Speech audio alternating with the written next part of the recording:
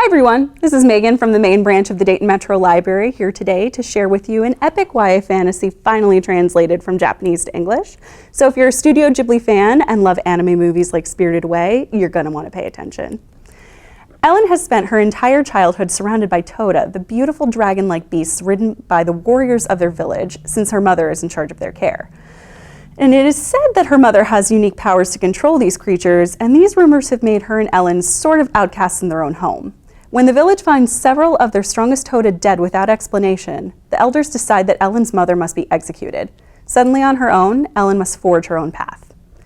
After seeing the natural enemy of the Toda, the royal beasts, in the wild, she goes to school to learn to become a beast doctor. Once there, she's matched with an injured royal beast cub that won't eat and will likely die. When Ellen miraculously has a breakthrough with this cub, it draws a lot of unwanted attention between two nations on the verge of war. Does Ellen have a special gift like her mother? Is she the key to preventing what could be a huge disaster? What does anyone truly understand about these beasts in the first place? And if there's so much left to learn, how can anyone know how to do the right thing? In this excerpt from the book, Ellen cannot bear to leave her mother to a terrible fate. Cold hands seemed to grip her throat, strangling the breath from her. She must help her mother. She must, or her mother would be killed at dawn by the Toda. The judgment of the Toda, a punishment reserved for informers and traitors of the Aluhan. Ellen had heard the villagers speak of it with dread. Bound hand and foot and weighted with stones, the accused were thrown into Lago Marsh, where the wild Toda swarmed. She stood trembling on the cold earthen floor of her house. She must leave quickly before Saju's parents realized she was gone. If they found her, they would bring her back and keep her inside until the execution was over.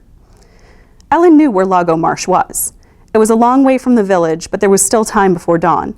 If she traveled as fast as she could, she should make it before the execution started. She grabbed her mother's dagger from where it hung on the wall. Surprised by the weight of it, she almost dropped it. The blade was keen and sharp. If it could cut through tough Toda scales, it should be able to cut the ropes that bound her mother. She would hide along the banks of the marsh until they threw her mother in, then swim out and cut her bonds with this dagger.